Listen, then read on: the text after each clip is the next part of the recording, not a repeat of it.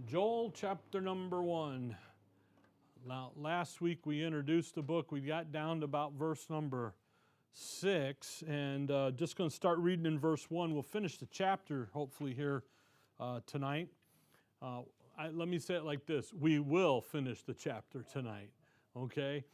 Verse 1, the word of the Lord that came to Joel the son of Pethuel. Hear this, ye old men, and give ear, all ye inhabitants of the land. Hath this been in your days, or even in the days of your fathers? The answer is no. The stuff that Joel is now going to talk about and prophetically look out to the future of has never happened in Israel's history. So he's going to give them some information here, verse 3. Tell ye your children of it, and let your children tell their children and their children another generation. So he's like, okay, you can't, what I'm about to tell you about, which is, he's really focusing in on the day of the Lord, the desolation of the land, the desolation of the people of Israel. Then the armies of God, chapter 2, come.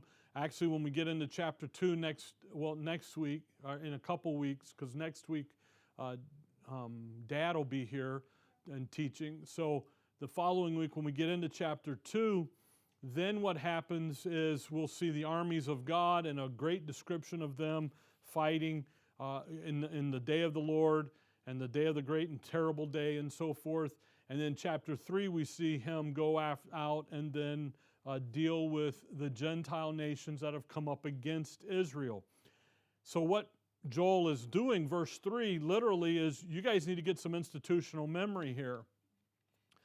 You need to tell your kids, and your kids need to tell your grandchildren, and they need to tell your great-grandchildren, and we need this thing going out now because this stuff is coming. And again, if you'll notice, has this been in your days, or even the days of your father? Verse 2, hear this, ye old men, give ear, all ye inhabitants of the land. So they are still in the land. They're not out of the land yet. And again, the 12 minor prophets, the first 9 are pre-exile. Then you've got 10, then the back 3 are after the captivity, post-exile. So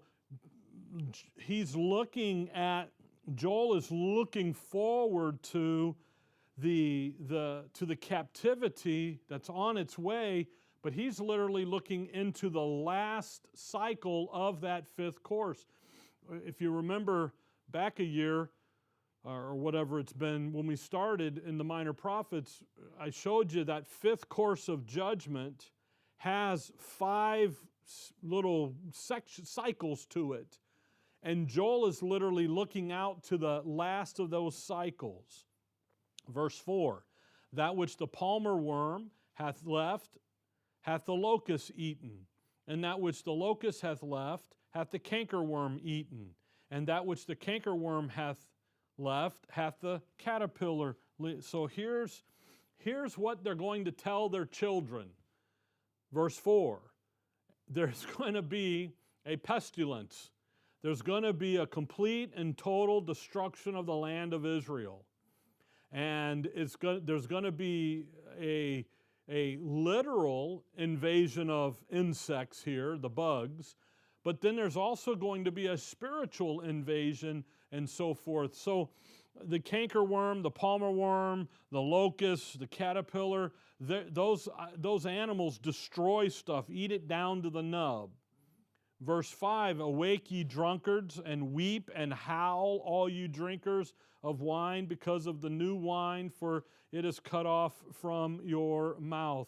For a nation is come up upon my land, strong and without number, whose teeth are the teeth of a lion. He hath the cheek teeth of a great lion. So now we've got a nation. So we've got locusts and we got the bugs. And those bugs are literally going to be a nation that's going to rise up in the land. Verse 7, he hath laid my vine waste and barked my fig tree.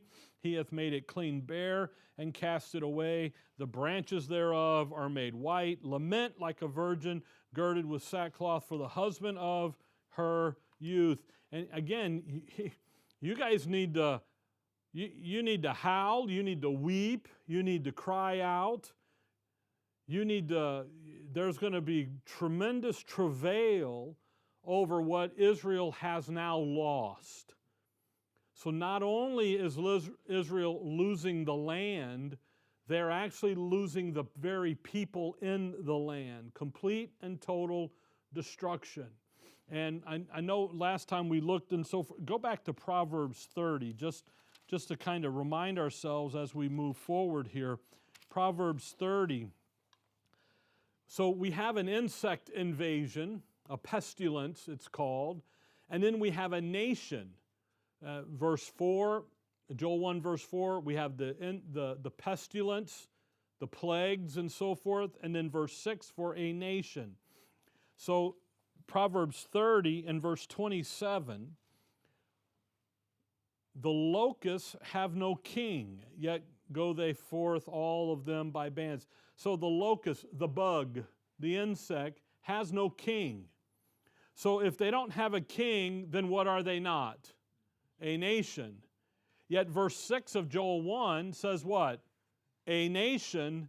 So in the context, the bugs, the insects, they invade, but then they're also called a nation that has invaded.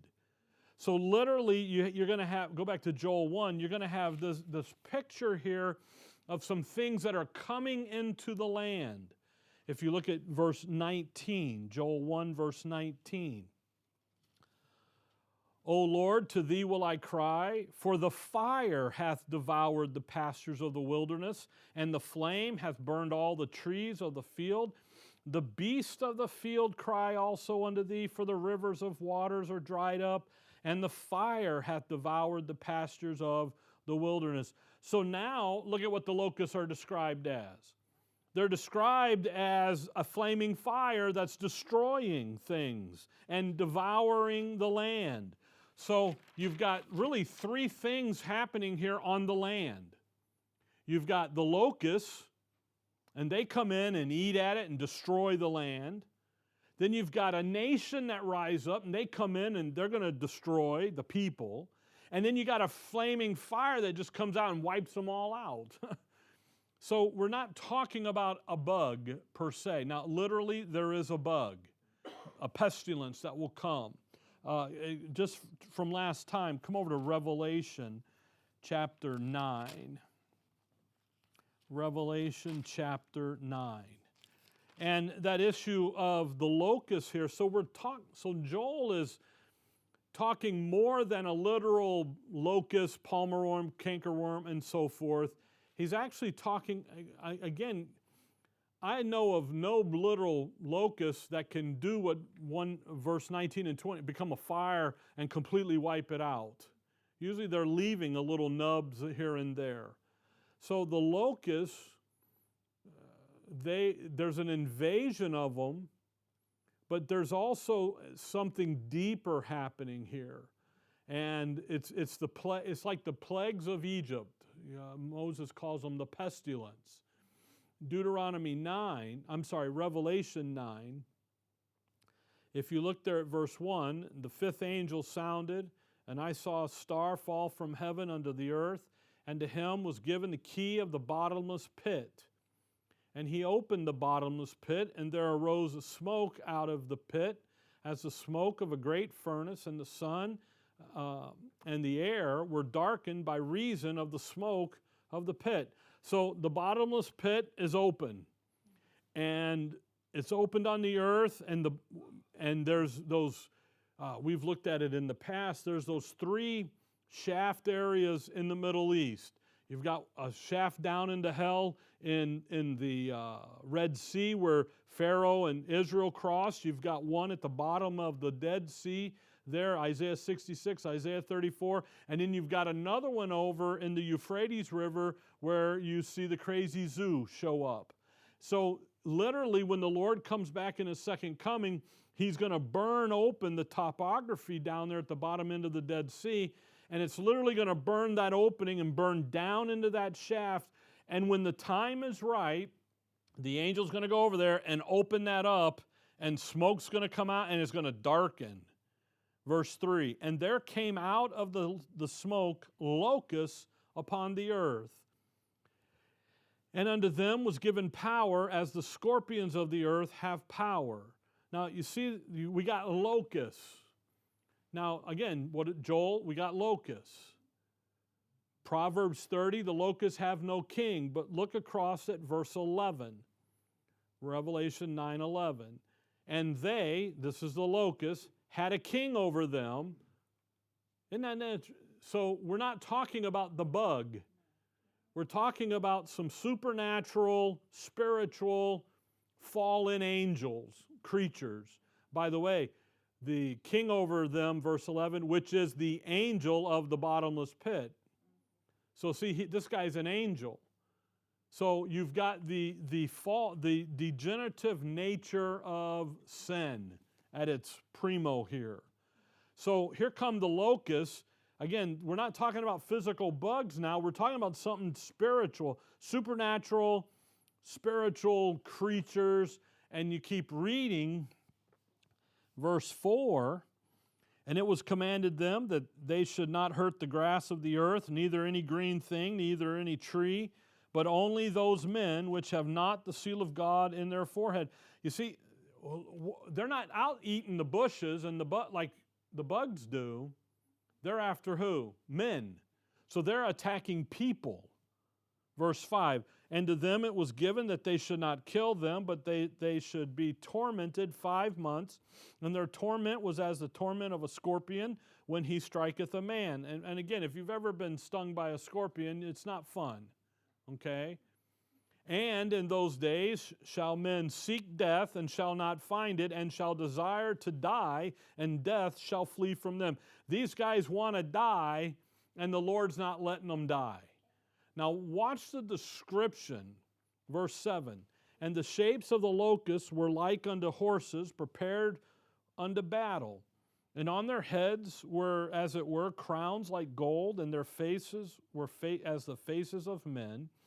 They had hair as the hair of a woman, and their teeth was as the teeth of lions. Well, in Joel 1, verse 6, there's a nation, and they've got the teeth of a lion.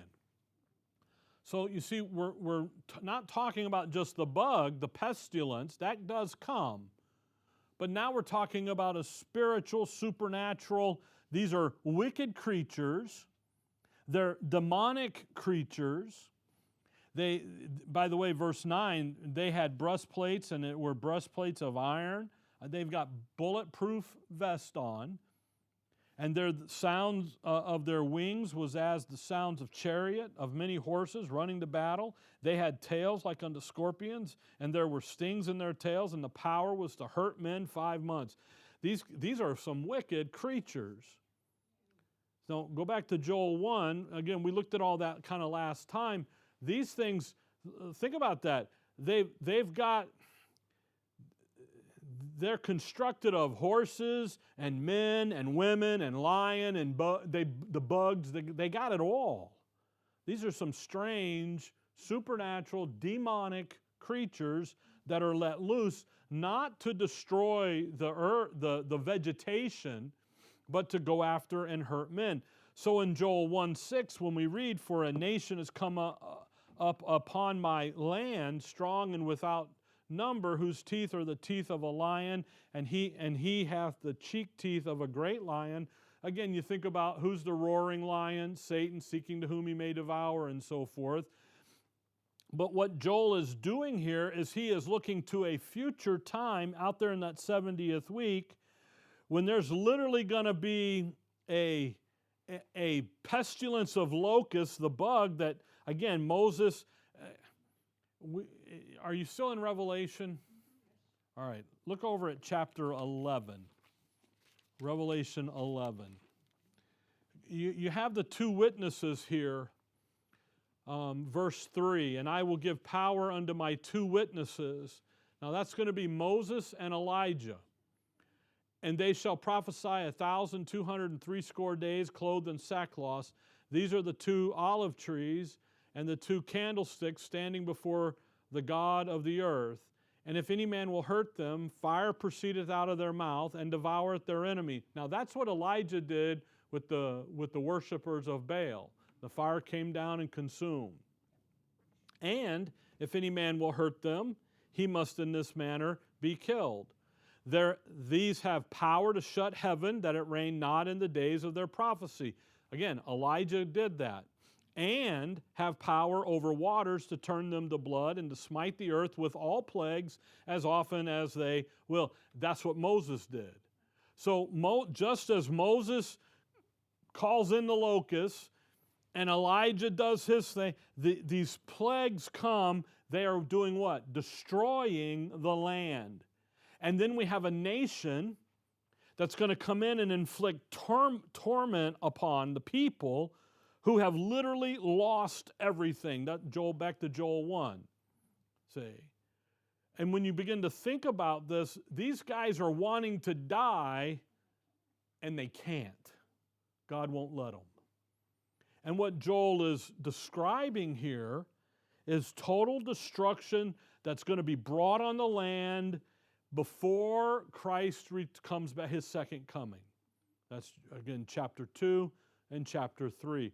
So Joel here, he starts with, he doesn't give you any history, data, how to figure out where he was. He just comes in with a blast of destruction, and he comes in just boom, and then at the end of the chapter 1, at the end of chapter 2, oh, by the way, there's going to be a believing remnant saved out of all of this mess, and restoration will occur. So what you're reading here in chapter 1 is literally that 5th course of judgment has come upon them. Awake, ye drunkards, weep and howl, all you drinkers of wine. You think about that. There's a nation, verse 6. A nation has come up upon my land strong and without. They're just devouring. Destruction is at play. When he says there, the drunkards and so forth, you think about, you have a little wine to kind of hide the misery. They don't even have that. They've lost all of their blessing. The new wine, it is gone. It's gone. Verse 7, he hath laid my vine waste and barked my fig tree.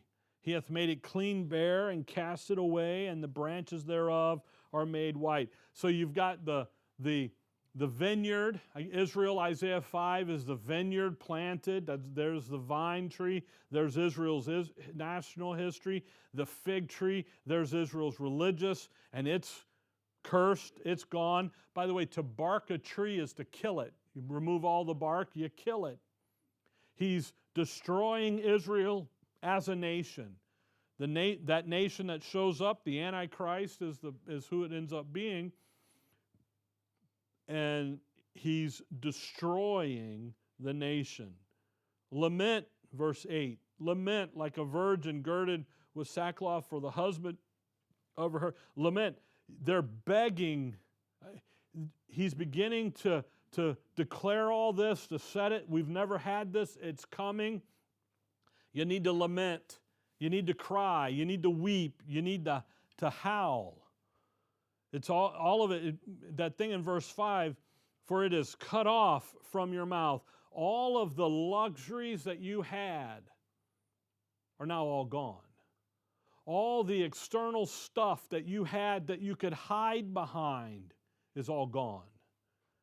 And again, by the way, this isn't the basic necessities. This is the luxury stuff of being God's people, being God's nation, and it's all going to be gone. There's nothing. All of it's been replaced now with misery. Lament, verse 5 there, weep and howl and cry. It's just on. It's on. The total and complete destruction, the total and complete wiping out of it all. verse 9, the meat offering and the drink offering is cut off from the house of the Lord. The priests, the Lord's ministers, mourn. That's their worship. The meat offering, the meal offering, the meat, the drink offering, all that stuff back in there and their sacrifices, it's all gone. It's all been cut off from the house of the Lord. Now, what that's a reference to is, come over to Daniel chapter 9. Now, Joel, again, he's making the allurement to this. Get Daniel 9 and then get Matthew 24. Daniel 9, verse 27, Daniel's prophecy here of the time schedule. He said, and he shall confirm the covenant with many for 1 week. So this is the 70th week. This is what Joel is looking at. And in the midst of the week, and again, not middle of the week, midst of the week, he shall cause the sacrifice and the oblation to cease. That's what Joel 1:9 just said.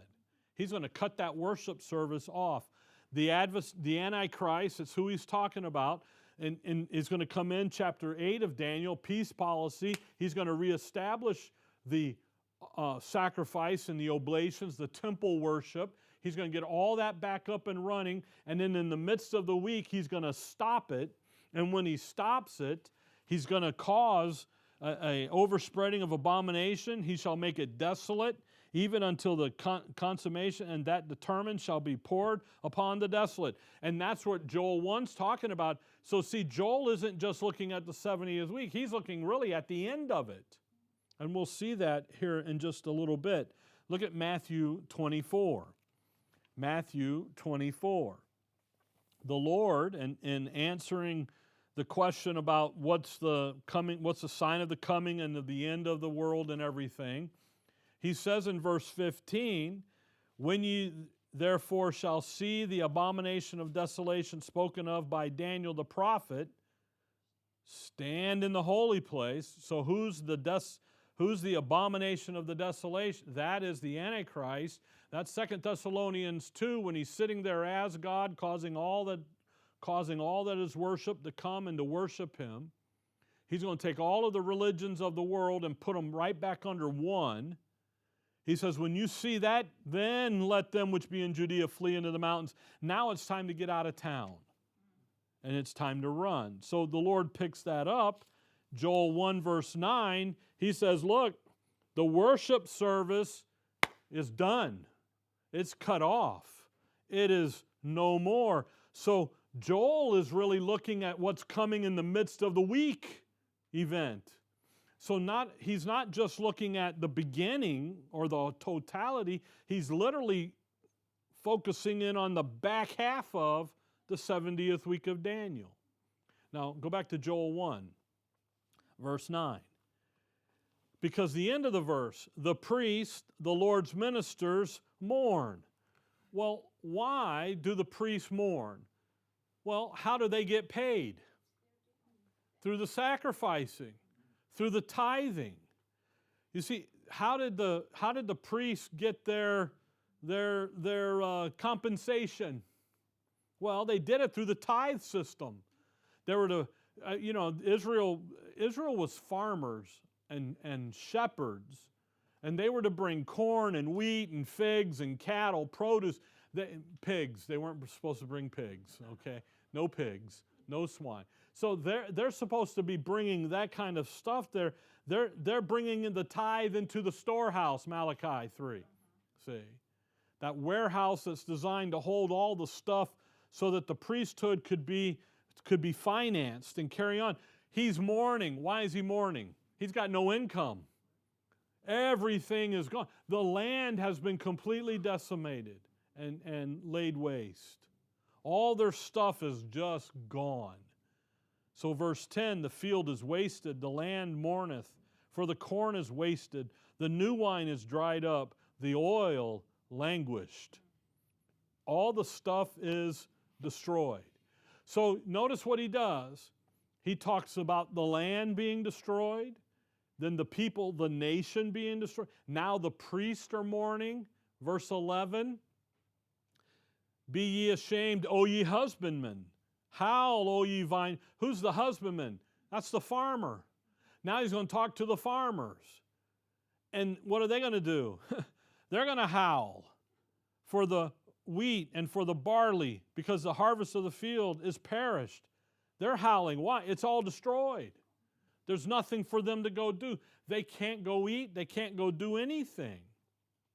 Verse 12, the vine is dried up, and the fig tree, the palm tree also, and the apple tree, even all the trees of the field are withered, because joy is withered away from the sons of men. There's no joy. It's all dried up. It's all withered. All of their ability to produce food, sustenance for the nation is gone. So the Antichrist, what is he going to do in the midst of the week?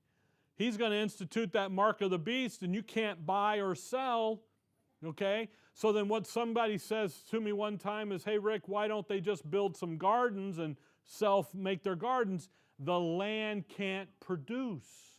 It's been destroyed. So they can't come over here and make gardens to feed themselves. I had a guy say that one time to me. He's like, why can't I go? Well, because the land is barren. That's what verse 12 just told you.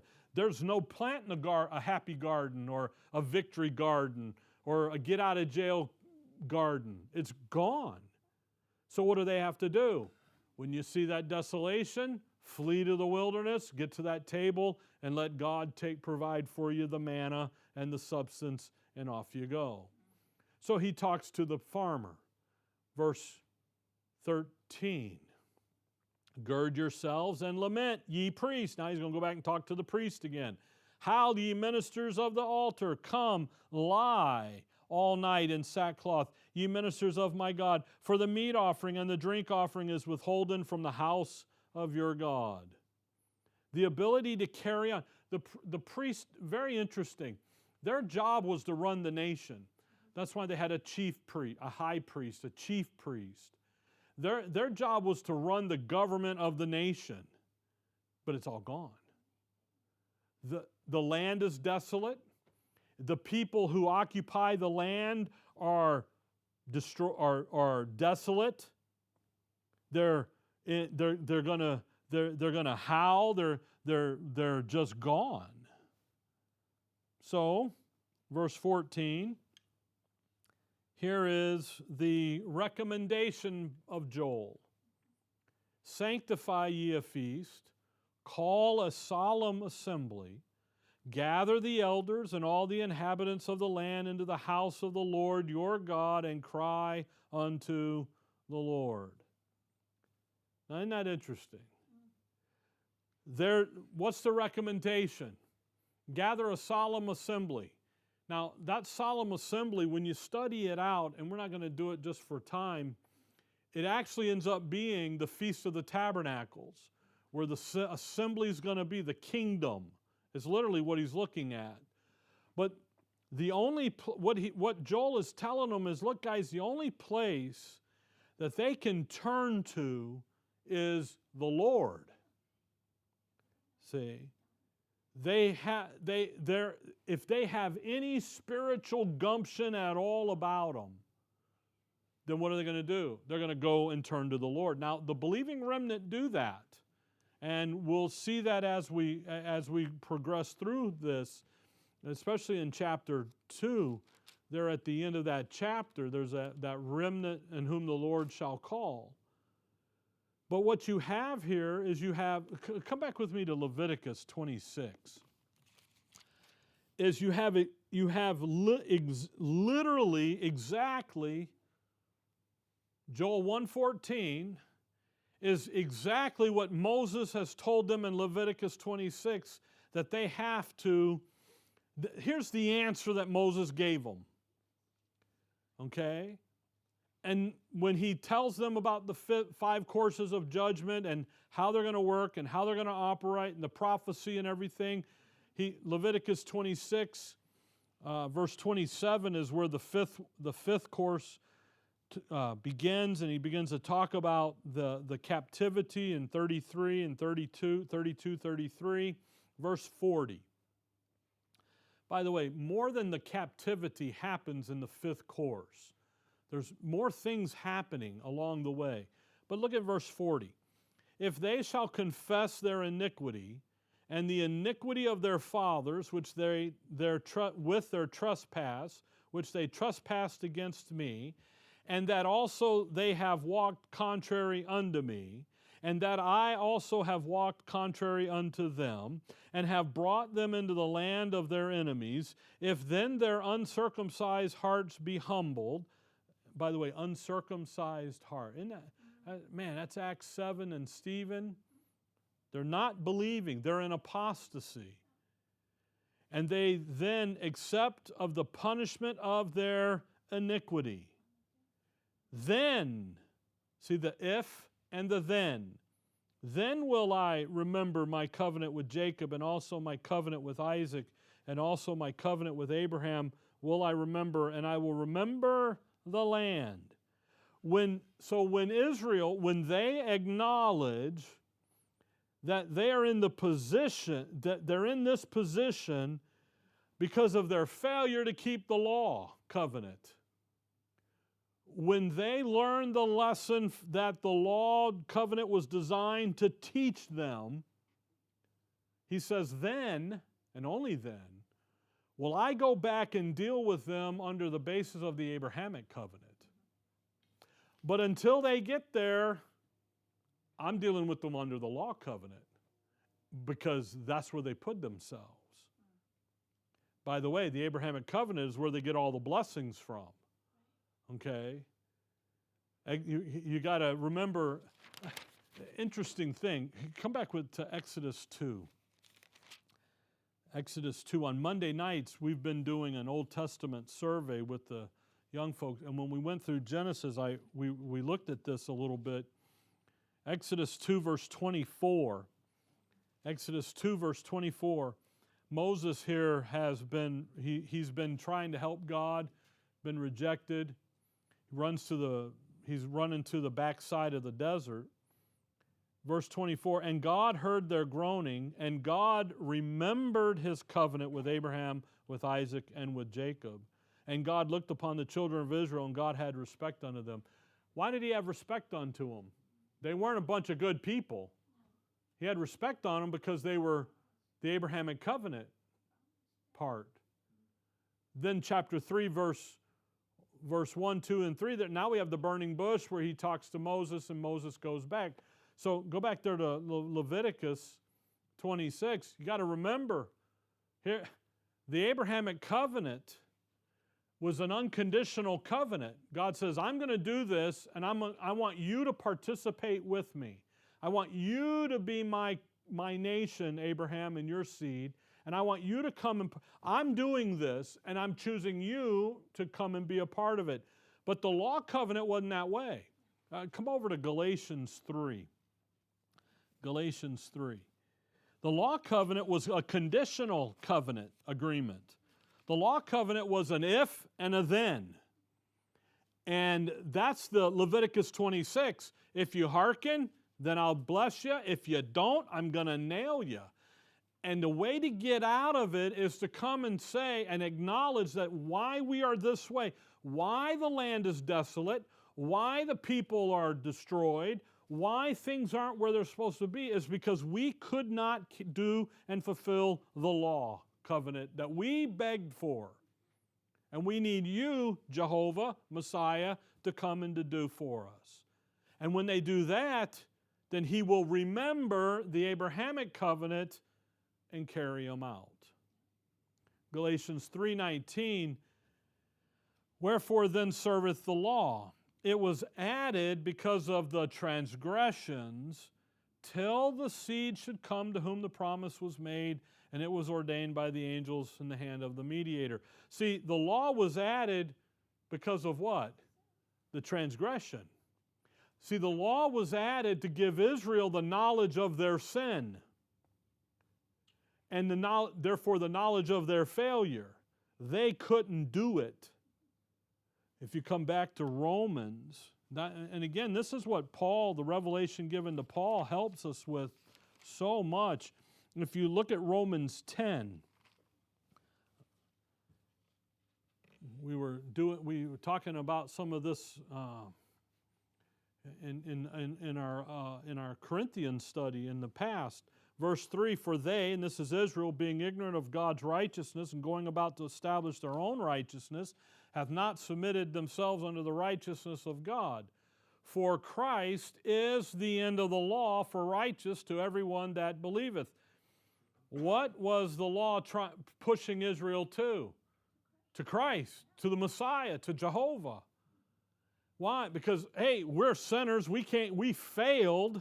We can't do this. We need a helper. We need a redeemer. Now, come back to 2 Chronicles chapter 7.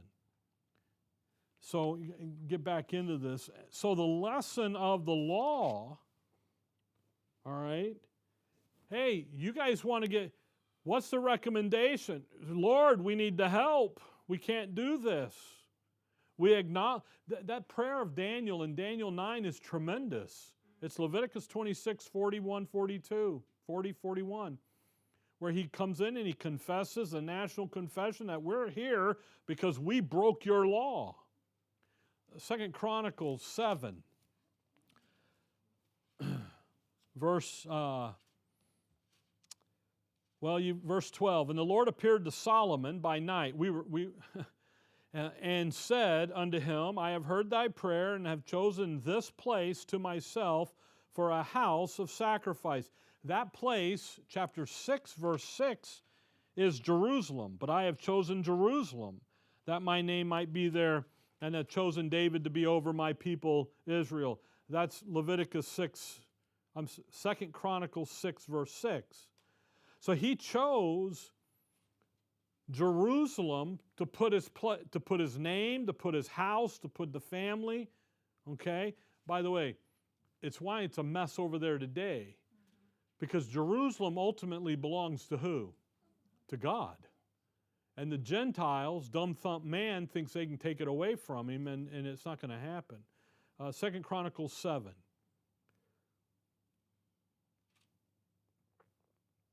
Verse 13.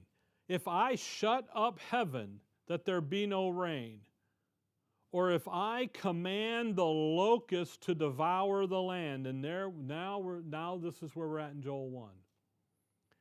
Or if I send pestilence among my people Israel. You see, this is where the stuff that Joel 1's talking about is going to really transpire.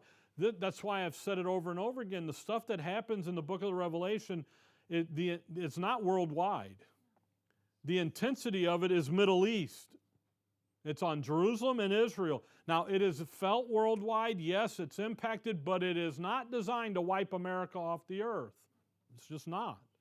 It's designed to put Israel, my people, under that rod. Verse 14, if my people, which are called by my name, shall humble themselves and pray and seek my face and turn from their wicked ways, then will I hear from heaven. Isn't that interesting? Then will I hear. So does that mean he's not listening? If he says, then I will hear from heaven, the believing remnant he'll hear all the time, but not that apostate, not the heathen in the repetition, and will forgive their sins and will heal their land. He's doing this to Israel, no one else. So if they're in that condition of verse 13, why are they there? They're not seeking the Lord. They're not crying out to the Lord. Go back there to Joel 1. Go back over to Joel 1, 14. They're not crying unto the Lord. Okay? See? They're not doing that. When they do it, and I'll hear them, and then I'll fix them. I'll bless them. I'll remember the Abrahamic covenant. So he says, sanctify you a feast, call a solemn assembly. There's the Feast of the Tabernacle. By the way, we saw that in Hosea 9 and Hosea 12. Okay? Call it, get it together. We're going to go into the kingdom. Why? Because we're all there. We're all on board. I'm remembering the new covenant. I'm remembering the Abrahamic covenant. It's time to do that. And that's what Joel is looking toward. Then he says, verse 15, Joel 1:15. When they do verse 14, alas for the day of the Lord is at hand, as a destruction from the Almighty shall it come. So when they get to verse 14, what's coming? Verse 15, the day of the Lord. So Joel is looking at a future event. He is not looking at a past historical moment in time. He's looking to a future thing. Now, the day of the Lord, we're going to spend some time looking at it starting next time in chapter 2. But this is the first reference to the day of the Lord in the minor prophets. And it's a significant one. By the way, the first reference to the day of the Lord in Scripture is Isaiah 2. So the day of the Lord, the day of the Lord's wrath, begins with the fifth course of judgment, the Babylonian captivity. Jeremiah and Ezekiel call it God's wrath on Israel. We saw that in the introduction to the minor prophets, and we'll look at it again. But you need to remember that this day goes out all the way through, really, Zechariah 14 talks about the millennial kingdom and the king being part of the day of the Lord. So it's a span of time of God's wrath being poured out on the land, on Israel, out on the Gentiles, and it moves over into the millennial kingdom as well. So when we begin to look at this is going to be very significant, because you get a ton of different ideas about the day of the Lord and when it is and what it is and all this stuff, and we'll talk some about it, not tonight, but in the future. And literally, when you think about, look at chapter 2, verse 1. Blow ye the trumpet in Zion, sound an alarm in my holy mountain, let all the inhabitants of the land tremble, for the day of the Lord cometh, for it is nigh at hand. A day of darkness and of gloominess, a day of clouds and of thick darkness, as the morning spread upon the mountains, a great people and a strong. There hath not been ever the like, neither shall be any more after it, even to the years of many generations. The day of it's a time of wrath. Drop down to verse 11. And the Lord shall utter his voice before his army, for his camp is very great, for he is strong that executeth his word. For the day of the Lord is great and very terrible, and who can abide it? Now, that right there introduces a new a title here.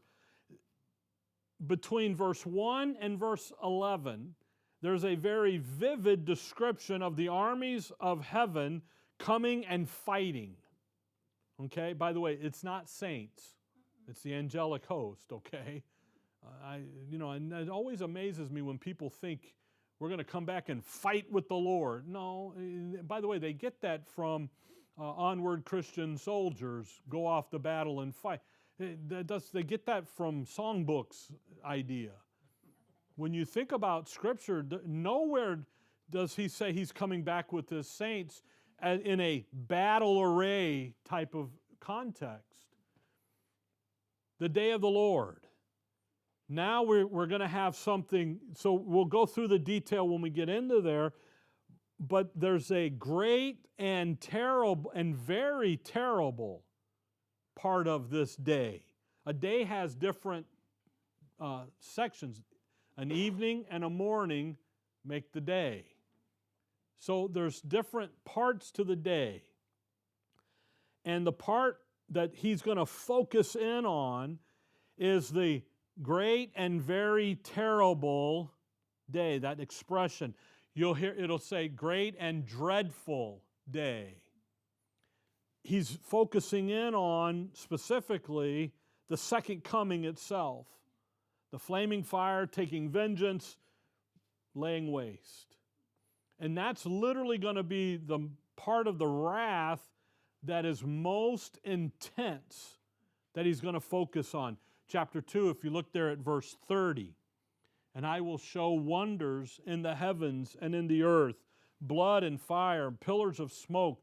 The sun shall be turned into darkness and the moon into blood before the great and the terrible day of the Lord come. There it is. He's describing a very specific part. All of the day is called the day of the Lord, the day of His wrath. But there's a part of it that's specific that gets called the great and very terrible, notable day, dreadful day. And now that he's going to focus in on the second coming specifically. Come over to Malachi chapter 4.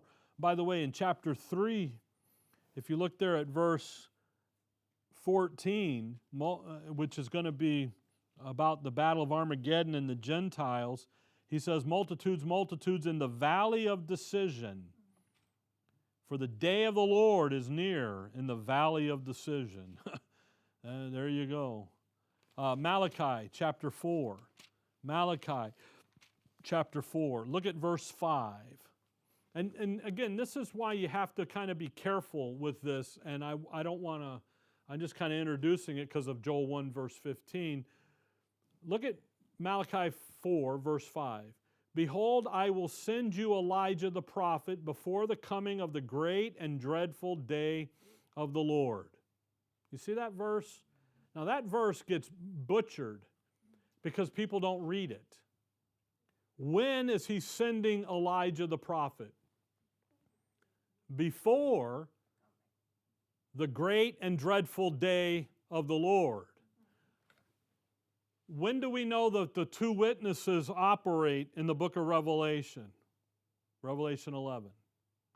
They operate for 42 months, the first half of that week. Why? 4:5 says, I'm sending Elijah and I'm sending the prophet there, verse 4 and 3 and 4 and so forth. Back before that day comes, I'm sending my two witnesses, and then that day shows up. Bam. So you have to be careful with this because this, what Malachi 4 is talking about is this stuff's part of the second coming. I'm sending them over here, and you get all this crazy stuff, and I told myself not to get into it, so we won't. But my point is you have to be careful when we look at this, and you have to read things very carefully because the great and terrible day of the Lord is just a part of this big day of the Lord that literally starts at the Babylonian captivity, Nebuchadnezzar, and it works all the way down through time, and it's got different cycles because, again, if you look, you're in...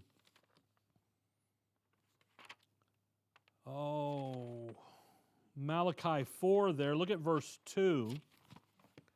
But unto you that fear my name shall the Son, S-U-N, of righteousness arise with healing in his wings, and ye shall go forth and grow up. You see that? The sun rise, the day,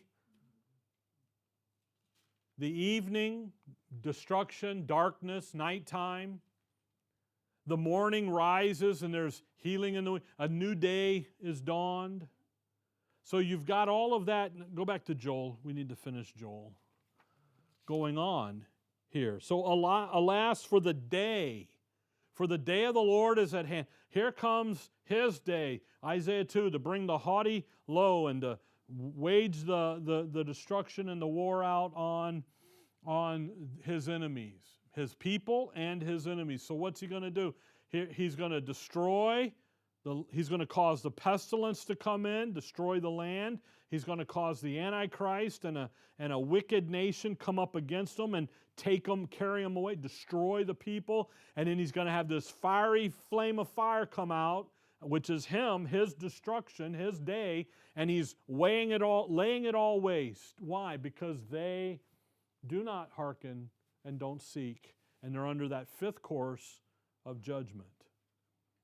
Verse 16, Joel 1, verse 16. Is not the meat cut off before our eyes, yea, joy and gladness from the house of our God? He's going to repeat what he's already said to them. The seed is rotten under their clods. The garners are laid desolate. The barns are broken down, for the corn is withered. How do the beasts groan? The herds of cattle are perplexed, because they have no pasture, yea, the flocks of sheep are made desolate. And that's all the land. It's completely laid waste. And that's the land. But again, what did Jeremiah say? 70 years, you're off the land. Daniel says 70 years up, we've got to be ready. Gabriel shows up, hang on a minute, we got 70 weeks of years here, got 490 years to clean up the people. Daniel 9:24. The land is clean, it's ready to go back, but the people are dirty, and if I stick a dirty people in a clean land, they're going to lay that land, they're going to ruin the land again. So we're not going to do that, we're going to do something else. Verse 19, O Lord, to thee will I cry, for the fire hath devoured the pastures of the wilderness, and the flames have burned all the trees of the field. There's nowhere else to go. O Lord, to thee will I cry. They have no place to go but to the Lord. It's the only place they can go. Verse 20, the beasts of the field cry also unto thee, for the rivers of waters are dried up. The fire hath devoured the pastures of the wilderness. All of it's gone. The destruction that has taken place in the land, there's no hope anywhere but the Lord. So you need to, 1, blow ye the trumpet in Zion, sound an alarm in my holy mountain. Let all the inhabitants of the land tremble, for the day of the Lord cometh, for it is nigh at hand. You know what you need to do? You need to blow the trumpet in Zion. And one of the most disturbing or fascinating, however you want to look at it, descriptions of the army of God coming back with the Lord, Revelation 19, is now going to be laid out for us as we move to chapter 2 and verse 1. Now, just real quick, we got a couple minutes, according to that clock and my watch. Blow ye the trumpet in Zion. Look over with me back to 2 Samuel chapter 5. Because when he says that, there's something that you and I have to remember. 2 Samuel chapter 5. The Lord had told Solomon, I made this, 2 Chronicles 7, this place, Jerusalem. 2 Samuel 5, look if you will at verse 7. This is David. Nevertheless, David took the stronghold of Zion, the same is the city of David. See that? Verse 9. So David dwelt in the fort and called it the city of David, and David built round about from Milo and inward. Now, what is the city of David? Jerusalem. So Zion equals Jerusalem. If you come to Matthew 5, verse 35, nor by the earth, for it is his footstool, neither by Jerusalem, for it is the city of the great king. So here's David. He's got the stronghold of Zion, and it's really Jerusalem. So when they blow the trumpets of Zion, where are we? The holy mountain. We're in Jerusalem. That's where this is to be taking place for. Now, in his second coming, we'll see as we get into chapter 2 of Joel, he's going to come in and he's going to hover over Jerusalem and liberate. Zechariah 12, I think it is. Jerusalem is that contrary. Zechariah 12, verse 2, behold, I will make Jerusalem a cup of trembling unto all the people round about, when they shall be in siege both against Judah and against Jerusalem. And he's going to come in and do that. Why? Because Jerusalem is where all this is supposed to sit. That's why I say the intensity of it is in that Middle East region. It isn't worldwide. Now, it gets impacted, sure, all day long. You can't kill off a third of the shipping industry without impacting it. But the intensity of it, the focus of it, is in Jerusalem, okay? Now, I did all that just so you kind of get a see, but we'll pick up in chapter 2 next time, okay? All right, dear Heavenly Father, we thank you for the evening, Lord. We thank you for your word, and we thank you for Joel as we look into this and as we see the things of the day of your wrath, and that notable and dreadful and great and very terrible day that is coming in the future. And we acknowledge that it is the future. We acknowledge also that we're not appointed unto wrath, and this is that wrath that we have been liberated from and set free of, as you do today in the dispensation of grace. In your name we pray, amen.